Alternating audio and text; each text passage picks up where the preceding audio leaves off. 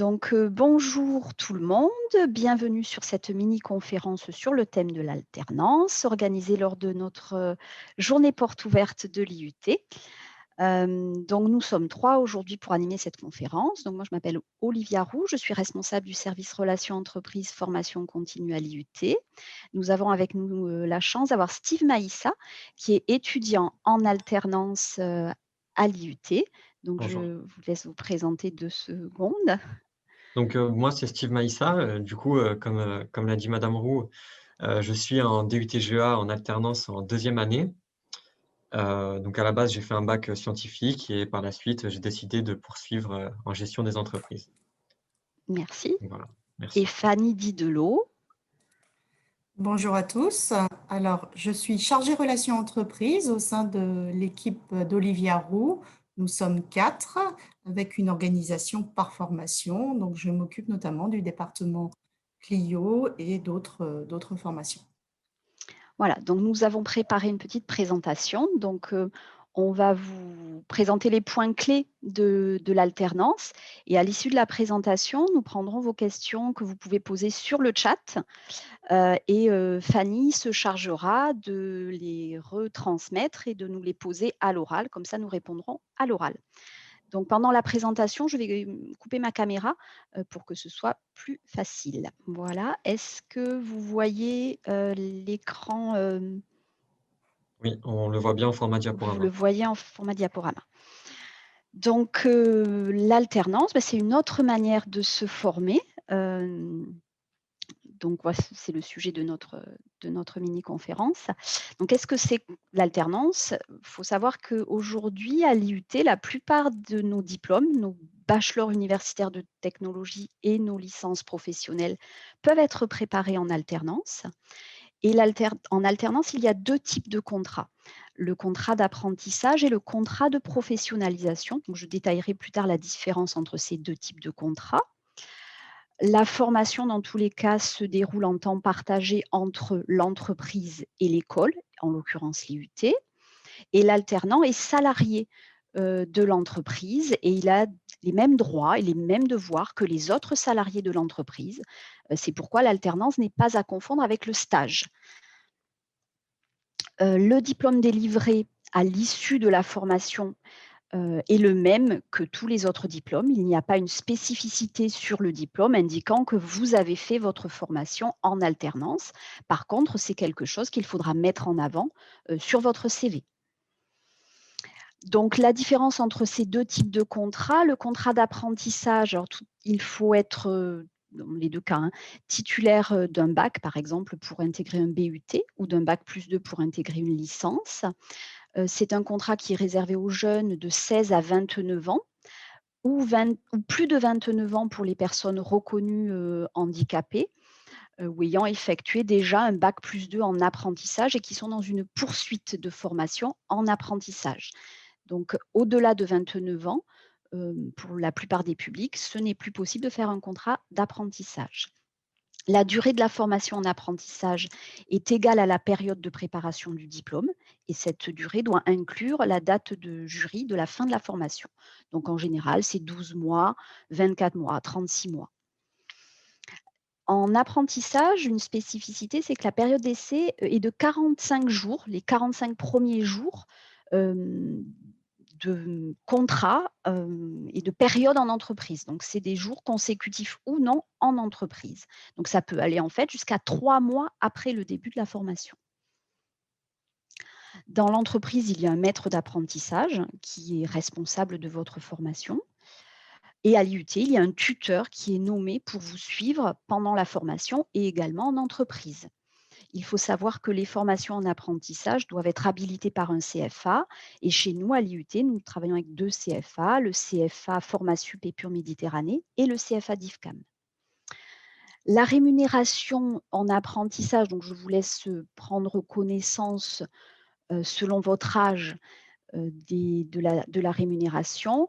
Donc, a priori, en première année de but, par exemple, vous toucheriez, si vous avez passé votre bac à 18 ans, 43% du SMIC. Et puis en deuxième année, il y a une augmentation et en troisième année, ainsi de suite, une autre augmentation. Et voilà, et donc ça s'arrête à 29 ans et entre 26 et 29 ans, c'est 100% du SMIC. Le contrat de professionnalisation, donc lui, il s'adresse aux jeunes de 18 à 25 ans. Il va au-delà de 26 ans pour les demandeurs d'emploi. Il n'y a pas de limite d'âge en fait pour le contrat de professionnalisation. Donc en fait, vous pouvez faire de l'alternance jusqu'à 45 ans sans aucun problème. Voilà. La durée, c'est la même chose, elle est égale à la période de préparation du diplôme.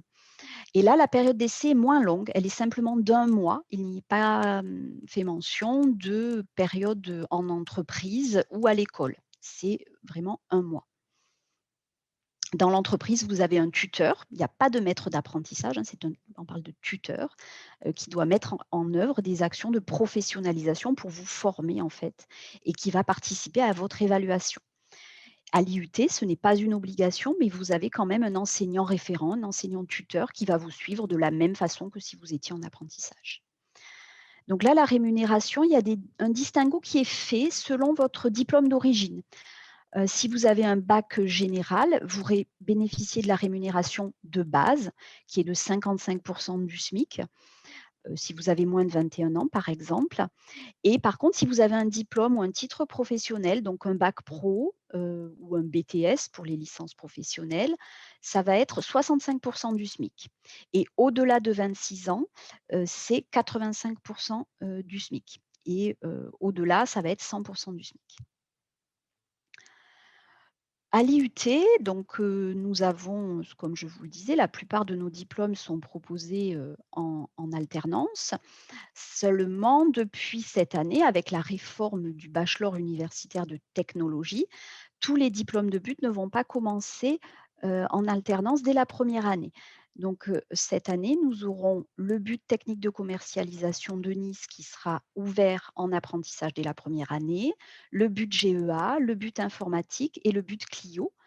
Ensuite, à partir de la deuxième année, vous pourrez accéder au but technique de commercialisation à Cannes, au but génie électrique, au but réseau et télécommunications et au but carrière sociale qui aura 2 parcours différents.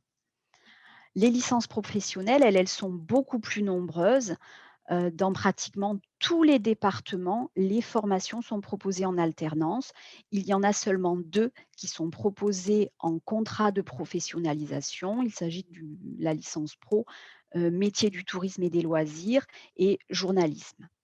Mais toutes les autres sont ouvertes en apprentissage. À l'IUT, nous avons une spécificité, ce qui n'est pas le cas dans forcément toutes les écoles ou tous les autres IUT. Nous avons un service relations entreprises dans lequel il y a des chargées relations entreprises. Elles sont 4 et elles aident les futurs alternants à comprendre les modalités de l'alternance, donc ce que je viens de vous dire, les spécificités des différents contrats, à rédiger votre CV pour qu'il soit plus accrocheur et plus vendeur auprès des entreprises, à préparer vos entretiens de recrutement, vos entretiens d'embauche, et puis à rechercher une entreprise en mettant en place une prospection vraiment professionnelle de votre part. Et puis, elles vous mettent en relation également avec des employeurs potentiels, puisque nous avons un portefeuille d'entreprises qui travaillent régulièrement avec nous pour accueillir des alternants. Et puis, leur activité, c'est d'aller chercher des postes pour vous, pour la rentrée, pour pouvoir vous placer en entreprise. Et nous organisons également pour beaucoup de nos formations des job dating. Alors cette année, avec la situation sanitaire, on ne sait pas si on va pouvoir le faire en direct, mais en tout cas, on continuera à assurer cette mission de mise en relation avec les employeurs. Les chargées relations entreprises également, elles sont là pour dialoguer avec l'employeur pendant toute la durée de votre formation. Donc, si vous rencontrez un problème ou si vous avez des questions sur le temps de travail, la rémunération, etc., vous pouvez vous adresser à elles pendant toute la durée de la formation, en plus de votre tuteur à l'IUT. Et elle propose également des contacts RH et des offres d'emploi aux candidats qui sont retenus en formation, dans le cadre des job dating notamment. Voilà donc les 4 chargés relations entreprises de l'IUT, l'équipe des 4. Donc il y a Stéphanie Cherfis, qui elle est responsable du but carrière sociale, donc 2e et 3e année, de la licence professionnelle, GES, de la licence professionnelle MAS, donc c'est les diplômes du département carrière sociale. Elle est également responsable du département réseau et télécom avec le but et la licence professionnelle et ses 2 parcours, et puis également du DU, GRH, mais qui ne se fait pas en alternance. Fanny Didelot, qui est présente, ici, à la conférence, donc qui s'occupe du département Clio avec son but, qui est ouvert dès la première année en apprentissage et des 2 licences professionnelles, mais également au sein, du département technique de commercialisation de Nice de la LPTCO, au sein du département technique de commercialisation de Cannes, de la licence professionnelle nautisme et tourisme, et puis au sein du département information communication, des licences professionnelles communication événementielle et journalisme. Et puis Morgane Jacques-Lagoutière, qui est responsable du but GEA, de la LP MGO et de la LP RPCCE en comptabilité, donc les diplômes du département GEA et puis également des diplômes du département informatique avec le but informatique et les 2 licences en informatique, en développement d'applications mobiles et en informatique des objets. Ensuite, Anne-Sophie Joussemet, qui est responsable de formation du but de technique de commercialisation de Nice, mais également de Cannes, et au sein du département TC de Nice de la licence professionnelle en immobilier, et puis des formations du département génie électrique avec le but GE2I et la licence professionnelle en énergie renouvelable. Donc, si vous voulez les contacter, vous pouvez leur adresser un mail. Donc, vous avez le mail ici, mais également utiliser le chat qui est disponible sur l'application des journées portes ouvertes. Par contre, lorsque vous leur écrivez, pensez bien à chaque fois à indiquer dans l'objet de votre message la formation à laquelle vous postulez et surtout, si vous leur adressez votre CV, de bien nommer votre CV avec votre nom et le nom de la formation parce que au regard du nombre de formations dont elles s'occupent, elles sont quand même très sollicitées, donc il faut qu'elles puissent s'y retrouver pour vous répondre au mieux. Voilà, donc pour la recherche d'entreprise, nous avons placé un guide qui est disponible sur le site Imagina que je vous invite à télécharger. Il fait plusieurs pages, donc vous pouvez le télécharger et l'imprimer et en prendre connaissance à l'issue de cette conférence. Autrement, je peux vous donner déjà quelques petites astuces. Donc, on vous conseille de vous y prendre le plus tôt possible pour rechercher une entreprise, d'être bien clair sur votre oups, je suis allée un peu vite, d'être bien clair sur votre projet de formation et de bien connaître votre formation pour pouvoir la présenter au mieux aux entreprises que vous rencontrez. Pour trouver une entreprise, il faut penser large et faire appel à votre réseau personnel, à vos parents, à votre famille, à vos amis.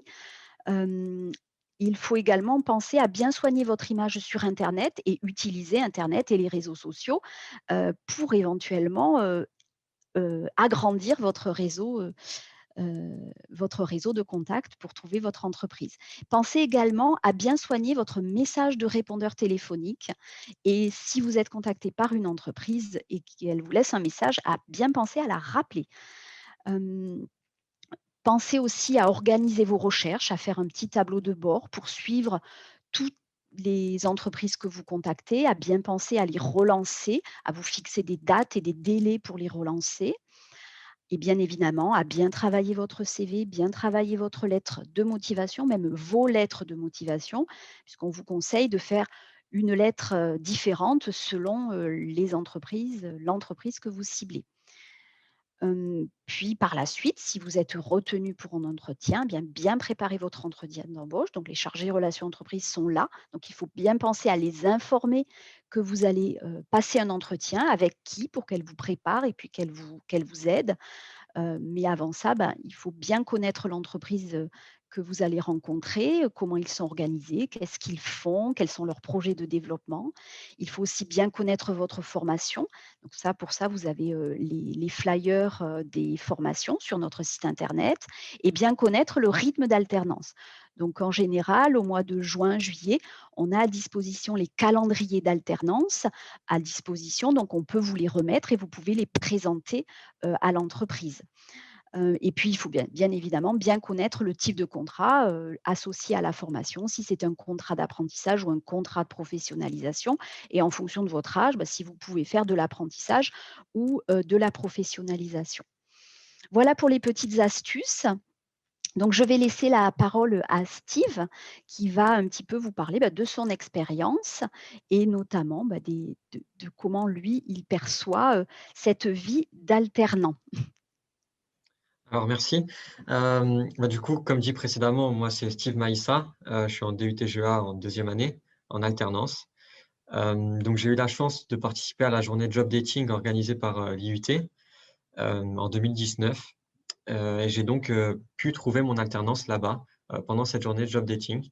Donc, comme vous voyez à l'image, je suis actuellement en entreprise. Donc, c'est une semaine d'entreprise aujourd'hui. Donc aujourd'hui, je vais vous présenter pour moi ce qui est en rapport avec les plus et aussi les points négatifs de l'alternance. Donc dans un premier temps, les points positifs que sûrement les 3/4 de ma promo me rejoindront sur ces points. Donc le premier point, c'est un pied direct dans la vie active, tout simplement parce que vous serez directement considéré comme un salarié à part entière. Et vous allez acquérir de l'expérience au fur et à mesure. Donc, on vient au deuxième point.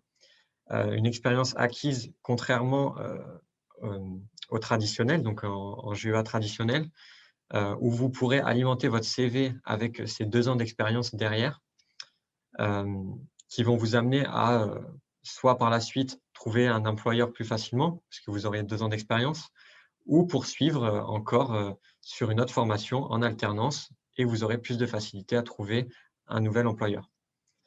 Donc, troisième point, c'est la possibilité de poursuivre au sein de l'entreprise dans laquelle vous faites votre alternance, soit en tant que salarié, donc en ayant arrêté juste après le DUT, soit en licence 3, comme moi par exemple. La semaine dernière, j'ai eu la bonne nouvelle que mon employeur m'a dit que c'était possible que je poursuive avec lui sur une 3e année. Donc, comme quoi, tout est possible. Ensuite, ça va développer chez vous un sens des responsabilités et une autonomie accrue. Certes, pas forcément la première année, parce que vous allez découvrir, vous allez être formé justement au métier et au fur et à mesure, vous allez acquérir ce sens des responsabilités. On va vous donner une autonomie au fur et à mesure des mois et ça va très, très bien se passer au final et vous allez voir que vous allez pouvoir monter des dossiers tout seul, en totale autonomie et que votre employeur ou vos collaborateurs vont vous faire confiance très rapidement. Ensuite, vous aurez la possibilité de rencontrer d'autres professionnels. Ce sera pour vous l'occasion soit de faire de nouvelles connaissances et donc, comment dire, d'augmenter votre réseau professionnel que vous n'avez pas à la sortie d'un bac ou que vous avez mais très, très, très mince. Donc, ce sera un moyen aussi pour vous aussi de faire connaissance avec d'autres métiers, c'est-à-dire que vous pourrez susciter, ça pourra susciter chez vous de nouvelles envies, de nouveaux chemins que vous pourrez entamer, donc de nouvelles vocations vers de nouveaux métiers possibles. Bien sûr, le dernier point propre à chaque alternant, ce sera la rémunération. Donc, c'est un point positif parce que ça va développer encore chez vous une autonomie financière, même si vous serez, pour la plupart d'entre vous, encore chez vos parents. Ça facilitera votre vie. Vous pourrez sortir en totale indépendance et sans solliciter vos parents. Donc, il faut arriver bien sûr au point négatif. Il y en a toujours un. Pour moi, ce n'est pas vraiment un point négatif. C'est un point négatif dans la mesure, au début, à la première année, où vous aurez du mal à adapter votre emploi du temps. Ce n'est pas impossible, ça se fait très rapidement, on s'adapte très vite. Mais du fait que vous faites 1 semaine sur 2 entre l'IUT et l'entreprise, c'est assez dur à gérer puisque vous aurez des devoirs à faire heu, pour l'IUT, donc pour les semaines d'IUT, mais à réaliser sur vos semaines d'entreprise. Donc ça veut dire qu'il va falloir s'adapter. Il ne faut pas partir dans l'optique comme souvent on est tous partis dans cette optique-là, à se dire, «On finit une journée d'entreprise, on n'a plus rien à faire, on est chez nous, on est tranquille». Non, en fait, il faut travailler, il faut continuer à travailler après une journée d'entreprise, sur les heures de cours. Donc voilà, je vous remercie de m'avoir écouté et je vais laisser la parole. Oui, merci beaucoup Steve. Je vais rebondir un tout petit peu sur ce que vous venez de dire avant qu'on prenne les questions. En fait, ce dernier point négatif, en fait, c'est quelque chose que vous allez pouvoir valoriser par la suite, en fait, sur votre CV et c'est ce qui fait que, quand vous avez fait de l'alternance, vous y avez une meilleure employabilité à l'issue de votre, diplôme, puisque vous avez cette capacité d'adaptation que d'autres n'ont pas forcément. Donc, ça devient en tout cas, même si c'est quelque chose de compliqué à gérer, c'est une preuve de maturité et c'est, un point positif ensuite pour l'employabilité.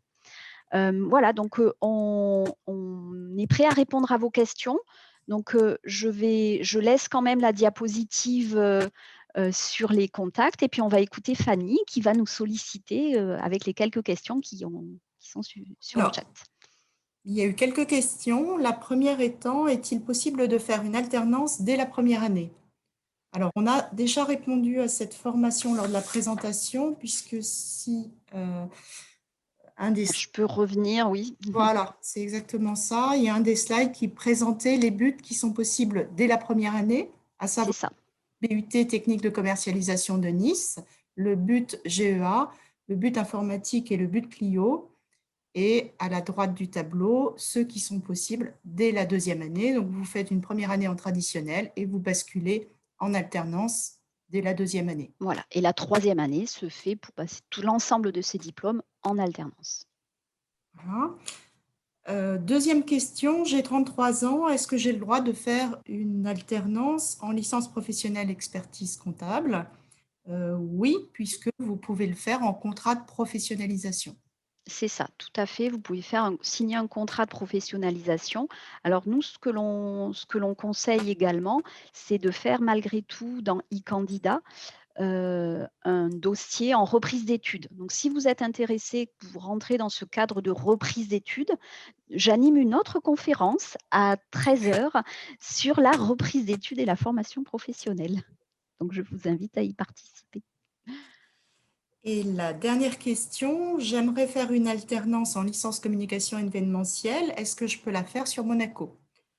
Alors, en théorie, nous avons un accord avec Monaco qui fait que vous pouvez faire votre alternance à Monaco. Dans la pratique, comme la réglementation monégasque est protectionniste, si vous essayez de faire une licence communication à Monaco, vous n'obtiendrez pas l'accord du gouvernement monégasque, tout simplement parce qu'il existe déjà des formations en communication à Monaco et que par conséquent, vous n'obtiendrez pas le droit de le faire. Donc, dans certaines formations plus particulières comme les licences qualité, logistique, organisation, c'est possible, mais en licence communication, pour avoir déjà rencontré cette situation, en théorie, c'est possible. Dans la pratique, l'accord n'est pas accordé. Je ne sais pas si j'ai été claire. Si, je pense que oui. Il y a la priorité nationale, en fait, à Voilà. Monaco. Donc, c'est un peu particulier. Je vais regarder si on a entre-temps reçu d'autres questions. Donc, si jamais il y avait des questions, vous pouvez nous écrire à l'adresse générique du service ou nous téléphoner ou également contacter indépendamment les chargés relations entreprises. Et puis, vous pouvez retrouver Steve sur LinkedIn, Oui, puisqu'il a un Alors, compte LinkedIn. Donc, je pense qu'il sera ravi de répondre à vos sollicitations. ah oui, il y a complètement, je me tiens disponible. d'autres questions qui sont arrivées entre-temps. Faut-il trouver l'entreprise avant Parcoursup? Pas Non, forcément. ça se fait en parallèle. Ça se fait en parallèle. C'est la même chose pour la licence professionnelle. Surtout, il faut bien valider suivre tout le processus, que ce soit sur Parcoursup ou sur e-candidat, même si vous n'avez pas d'entreprise, et vous nous informez par la suite si vous trouvez une entreprise. Mais ne renoncez pas à votre choix et à votre vœu parce que vous n'avez pas d'entreprise. Allez jusqu'au bout. Et sur Parcoursup, les vœux se font en parallèle, en traditionnel. Donc, continuez à chercher une entreprise et aller jusqu'au bout. Autre question, si je trouve une alternance entre ma candidature et les résultats de mon inscription, dois-je vous le communiquer par mail? Oui, bien évidemment. Dès que vous avez trouvé une entreprise, vous avez les coordonnées des chargés relations entreprises en fonction des formations. Dès que vous avez une entreprise, vous n'hésitez pas à nous le faire savoir. Enfin, dernière question, si je n'ai trouvé que 2 entreprises actuellement qui pourraient m'intéresser, est-ce que c'est normal? Je n'en trouve que très peu pour le moment. Est-ce dû à la situation sanitaire? Oui, déjà d'avoir 2 entreprises à ce moment, c'est déjà pas mal. Et souvent les entreprises, quand elles ont l'habitude de rechercher des alternants, c'est vrai qu'il y en a beaucoup qui le font plus tard dans l'année, plutôt au printemps. Il y en a certaines qui s'y prennent très, très tôt, notamment les grosses entreprises.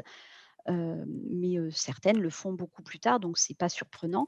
Ensuite, par rapport à la situation actuelle, malheureusement, je ne sais pas du tout comment les choses vont évoluer.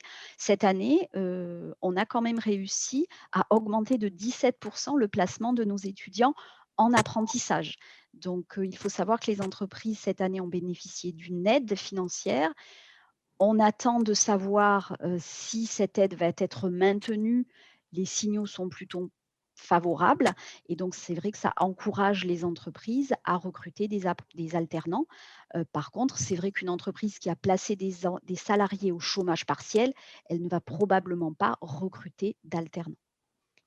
Et j'aimerais intervenir, sur ce point. Il n'y a pas d'inquiétude à avoir. Par exemple, moi, j'ai signé mon contrat d'alternance au mois d'août et j'avais ma rentrée en septembre. Donc, il n'y a pas d'inquiétude à avoir. C'est peut-être un peu long. Vous allez sûrement stresser un petit peu, mais voilà, rien n'est perdu. Même au mois d'août, vous pouvez signer votre contrat. Voilà, et surtout ne vous bloquez pas dans le processus, de vœux, sur Parcoursup par rapport à ça, et ne renoncez pas à faire de l'apprentissage parce que vous n'avez pas encore d'entreprise, fin mars. Alors, il y a Est-ce qu'il y a d'autres d'autres questions? questions entre-temps. Peut-on charger votre présentation quelque part? Alors elle sera en replay, après je peux voir si je peux la mettre à disposition sur notre site internet éventuellement. Si je ne trouve pas une entreprise pour faire mon contrat ou mon alternance, que se passe-t-il? Alors ça dépend, c'est pour ça qu'il faut vraiment, quand vous faites vos vœux sur Parcoursup, je ne sais pas si c'est quelqu'un qui est sur Parcoursup, mais C'est pas précisé. il faut avoir, un plan B, avec une formation traditionnelle, hein. C'est pour ça que vous pouvez toujours maintenir vos vœux sans alternance, pendant, le plus longtemps possible, et même l'accepter, et ça ne vous démissionnera pas de vos vœux en apprentissage. Donc, maintenez un plan B au cas où vous ne trouviez pas, d'apprentissage. Et vous avez, nous, en général, on fait un point en septembre avec les étudiants pour savoir où ils en sont, et en général, fin septembre, on essaie de voir, s'ils ont des chances de trouver une entreprise et où ils en sont. Mais, il ne faut pas renoncer, en tout cas maintenant ou au mois de juin, et vous pouvez attendre jusqu'au mois de septembre. Autre question, quels sont les critères de sélection pour être accepté en alternance? Ça dépend des formations. S'il y a des critères pédagogiques, et puis il y a aussi des critères de maturité, de l'étudiant. Mais, ça dépend vraiment des formations. Est-ce que je peux commencer à déposer des CV et lettres de motivation dans les entreprises que j'ai sélectionnées? Oui, oui, oui, c'est ce que je disais dans la slide, une des slides, il faut commencer le plus tôt possible. Par contre, ne vous précipitez pas, et ayez bien une organisation professionnelle de votre prospection, parce que parfois, on a des étudiants qui arrosent les entreprises avec leurs CV. Elles me disent: «J'ai envoyé 50 CV et j'ai pas de réponse». Heu, oui, peut-être qu'il faut un peu cibler et puis relancer, puis avoir vraiment faire ça comme un professionnel et comme si vous cherchiez vraiment un emploi. Parce que les entreprises reçoivent énormément de candidatures et de CV et elles ne peuvent pas toutes les traiter. Donc, il faut se démarquer. Alors effectivement, j'ajouterais que c'est très souvent, notamment dans les grands groupes, une forme de pré-recrutement que de prendre un jeune en alternance. C'est pour ça qu'il faut faire ça sérieusement comme une recherche d'emploi. C'est un CDD, mais parfois ça débouche sur une proposition d'embauche. Donc ça vaut la peine d'y investir du temps et de faire ça très professionnellement, enfin le plus sérieusement possible. Oui, je pense qu'il faut faire du qualitatif et pas forcément du quantitatif. Exactement. Alors, est-ce qu'il y a d'autres questions? Il faut cibler vraiment une alternance qui vous plaît, parce que sinon, faire 2 ans d'alternance ou même 3 sur une entreprise qui ne C'est vous long. plaît pas, ça va Oui, être très long. Ouais. ça ne tiendra pas. Est-il mieux de postuler en ayant déjà une alternance en vue d'être accepté par votre établissement? C'est un plus, mais ce n'est Un pas le plus. seul critère. Avez-vous des listes d'entreprises ou un partenariat? Je te laisse répondre, Fanny. Alors oui, on a des entreprises partenaires, des listes d'entreprises par formation et chaque chargé relation entreprise a effectivement sa base de données. Et c'est comme ça qu'on peut vous aider, soit en vous donnant des contacts, soit en ayant des offres qui nous sont communiquées par nos entreprises partenaires et que l'on met à votre disposition, une fois que vous avez été sélectionné, bien évidemment, par le responsable formation. Voilà, en fait, on ne communique pas de liste d'entreprises à cette période de l'année et même plus tard. On vous met en relation avec des entreprises. Autre question, peut-être pour Steve. J'aimerais faire mon alternance dans une banque. C'est à la banque de me mettre dans le service qu'elle souhaite ou c'est à moi de choisir? Alors, c'est un peu compliqué comme question, parce que ça dépend du besoin qu'a la banque surtout. Vous pourrez très bien être attitré au service comptable qu'autant qu'au service RH. Ça dépend vraiment des besoins de la banque. Après, à vous aussi de postuler dans le service qui vous intéresse. C'est-à-dire que si c'est le service comptabilité qui vous intéresse, demandez le service comptabilité. Voilà, C'est vraiment en fonction de vous. tout à fait. Et les banques s'y prennent très tôt pour le recrutement. Ouais. Et par contre, c'est vrai qu'en banque, sur la partie clientèle, relations clients, elles ont tendance à prendre maintenant des étudiants au-delà du bac+2 quand même. Voilà. Ou alors des étudiants qui viennent d'une filière très spécifique. Mais nous avions avant un DUT technique de commercialisation avec un groupe qui était placé que dans des banques et on a dû le fermer puisqu'ils préféraient recruter des niveaux supérieurs. Mais par contre, sur d'autres activités de la banque, ça, il y a des postes dès la première année de formation. Nouvelle question. Je suis en terminale SCMG et je veux être en alternance, mais où et comment chercher une entreprise? Alors là, on ne connaît pas la formation. Voilà, il faut déjà cibler la formation, c'est déjà la première chose, cibler la formation, le secteur. Voilà, il faut y aller petit à petit et puis se mettre en relation avec la chargée relations entreprise du secteur à l'IUT, Madame Jacques Lagoutière, par exemple.